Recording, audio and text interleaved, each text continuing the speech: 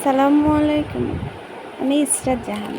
আজকে আপনাদের সাথে আমার বড় বোনের বাসার আমগুলো শেয়ার করব। আমগুলো এত সুন্দর আর এত বড় বড়, যেগুলো দেখেই তো আমি অবাক।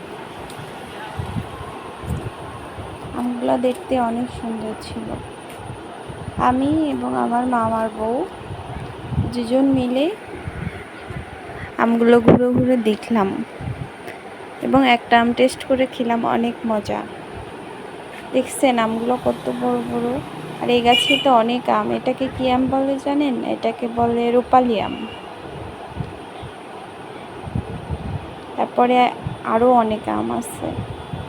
আমি আস্তে আস্তে হেঁটে হেঁটে আপনাদেরকে দেখাচ্ছি। এই দেখেন, এই গাছের আমগুলো দেখছেন? অনেক বড় বড় আম। হ্যাঁ,